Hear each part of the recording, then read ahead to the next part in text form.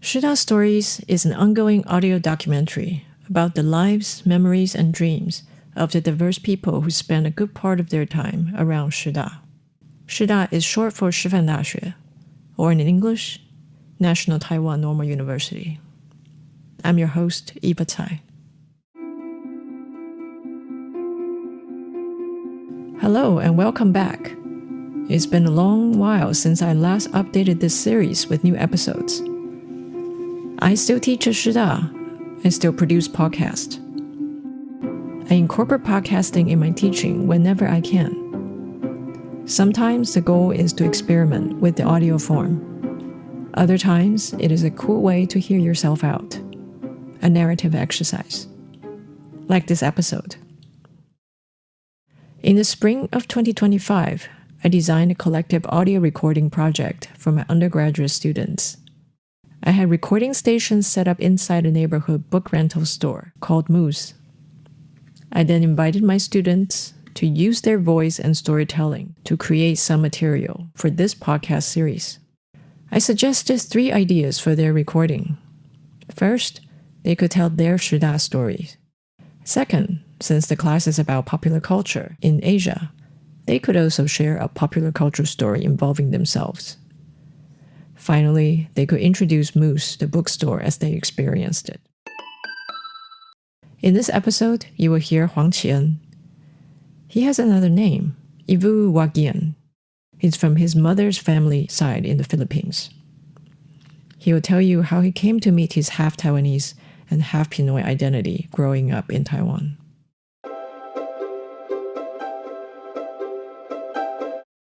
Kumusta? My name is Huang啟恩, and I'm studying in the NTNU Chinese Literature Department, and I think I will become a Chinese teacher in the future after I graduated. But actually, I also have another name, Yvo Wagian. Ako si Yvo, ang aking nanay ay taga-Benguet sa Pilipinas, pero lumaki ako dito kaya di ko alam ang wikang Tagalog noong bata pa ako. I say, I am Yvo, and my mom is from the Philippines, but I'm grew up here in Taiwan, so I couldn't speak in Tagalog actually, the Filipinas language. When I was a kid, I couldn't. I remember that my grandparents did not allow my mom to teach me Tagalog because they regard it as an useless language, a lower language. Even some of my neighbors would call it 番仔话, Huana, Huana. But English was okay for the exam. So it's weird if English is a higher culture than the Filipinos culture. We don't know.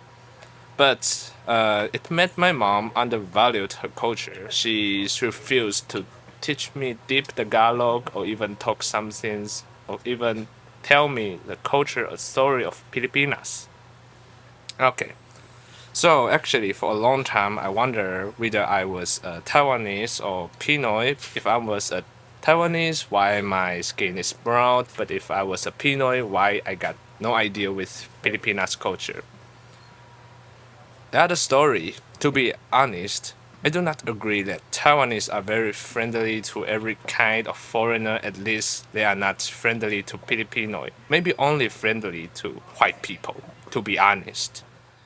10 years ago, during Xin'an, I don't know if you remember it. I remember it was like a quarrel between Filipinos and the Taiwanese fishermen. And then during that time, I was 10 years old, and I was bullied by my classmate. They shot at me with the toy guns, aiming at me, saying, 滚回去菲律宾了，死外劳干. Yeah, every day. I've never told my mom about this because I didn't want her to feel guilty, but I believe she faced something familiar. But now I'm learning Tagalog from my mom and my sister in the Philippines. I finally figured out who I am. I think I'm both Taiwanese and Filipino. I hope I can help more Pinoy in Taiwan, so after I saved enough money, I'm dreaming to open a school for overseas Pinoy workers, and I will teach them Mandarin, so they will be able to fit in here better, and so they will not be bullied or cheated in Taiwan. And this is my story and my dream. Thank you. When you say Pinoy, Yeah. is that the name you call yourself as Filipino? Oh, yeah, we called us Pinoy. The voice you just heard was Jake. He's one of the 5 graduate students from mass communication who assisted the undergraduate students record their stories. Jake got Xian ready for the recording. You can make any noises you want. Any noise in? Yeah, I'm just testing the audio button. So maybe like beatbox.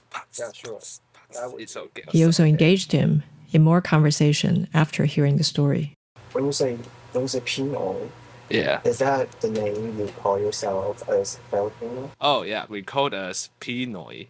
Or Pinai. Pinai is for girl, Pinoy for everyone. So that is like a common phrase for all of you. Yeah, it's you can call us Pinoy. It's not racist. Okay. So you were born here. Yeah, I'm born here. The feeling of not being welcome. When was the exact time that you feel that? Yeah, there's not exact moments, but it's like a feeling, a questions if 外劳, a racist word for Taiwanese. I would say that. Yeah, you will say that, right? But some of them, they don't know. They just use it. But I know.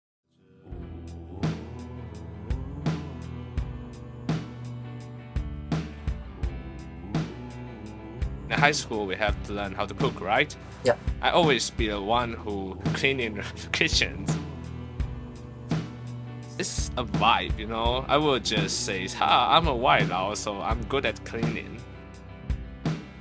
So you're just doing it voluntarily?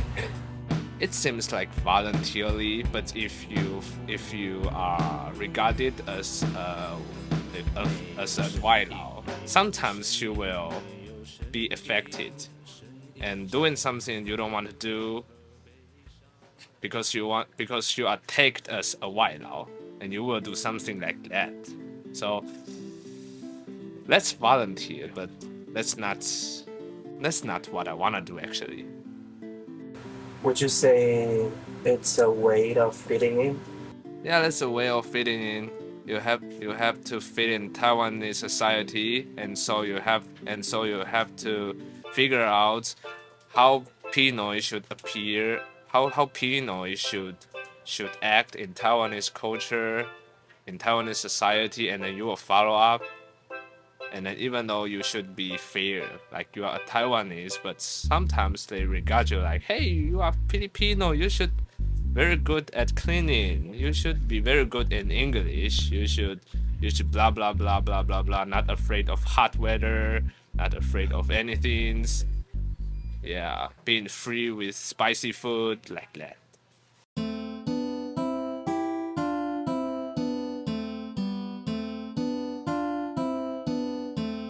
What was the moment that you started to feel conscious about your identity? You said you will act differently Yeah. than other classmates to fit in. So when was that consciousness kicked in? I think senior high school or maybe junior high school. From junior high school to last year. Last year. To last year actually. I shouted to my mom, say, I am not a Filipino before when I was a kid. I don't want anyone to know I'm a half Filipino for a long time. So that was before. And before junior high? Yeah, before junior high to maybe college, grade 2 Palang. So after that, you started to feel you need to embrace your identity? Yeah. It's in like an accident. My mom got sick, and my family in the Philippines came here to visit her, and I also going back to the Philippines. The people in Manila and the people in the other cities, they are different. Like me, actually, after I returned to the Philippines, I know, hey, I'm in Taiwan, what to say? 原住民, a part of 原住民. And I didn't know, wow, I'm a part of 原住民耶。And then I start to learn the culture in our tribe. I start to learn our language, Kankanaoe, and it make me want to learn more. I finally find that identify, it's very excited. And I also feel sorry. It's like this has been 20 years. I never been to tribe already, and when their kids born, I was not there. When their parents died, I was not there. When their house is broken from the earthquake, I was not there. So where am I? I just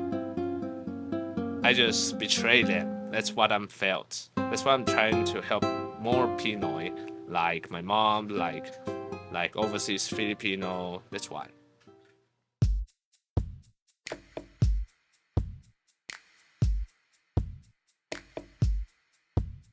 Anything else to add on? Anything else you want to describe about your story? Anything I want to describe about my story? I was not saying that Taiwanese and Filipinos are enemy. Yeah, they are not opposite. I hope one day they can mix up together. Just like America, there's a lot of peoples there, and every culture are mixing well. And I hope one day here, Taiwan, can be like that also. That's what I want. And you think language is the key? You wanted to start at a language school? Yeah, language is key to every culture. Just like me. Before, I cannot speak in Tagalog. I was not able to walk in my family's hearts. They just regard me as a foreigner. They regard me as a foreigner, yeah.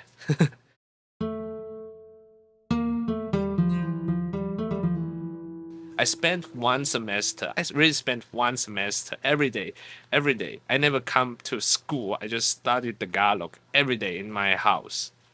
And so after that, my family member, they finally think I'm a part of them.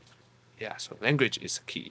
Language is the key to connect to others. 是什么让你变成现在这样的丑陋的？没有灵魂告诉我，是谁让你变成这样的？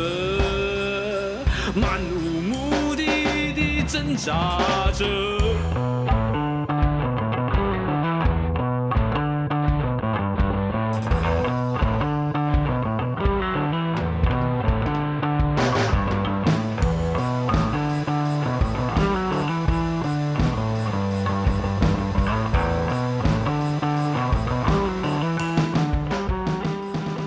Huang启恩's story and his subsequent conversation with Jake reveal poignant and hopeful journeys growing up. Navigating his place and identities in between Taiwan and the Philippines was an everyday matter. He said to me this story is more than his personal individual story, and I couldn't agree more. For me as a listener, I also think the story leaves a record of how young people and the social environment in Taiwan regard differences, whether it's culture, ethnicity, language, or accent. I hope we'll have a chance to evolve and make anew, as Chi-en suggested. Thank you for listening. This episode of Shida Stories is recorded by Jake Huang, Huang Guanzhi, and me. I want to shout out to the graduate students who assisted with the collective recording project at Moose. They are Jake Huang Guanzhi, Ino Liao Yanlin, Frank Chen Yiquan, Paul Lin Xinxian, Jing Wang Jing, and Emma Yan Yuan. They weren't just operating Zoom H6, to be clear. They chatted with the students, relaxed them, and asked follow-up questions to draw out more thoughts and details. Their exchange is also a part of this series of Shida Stories. A big thank you to Xie Yonghua, the owner of Moose Bookstore.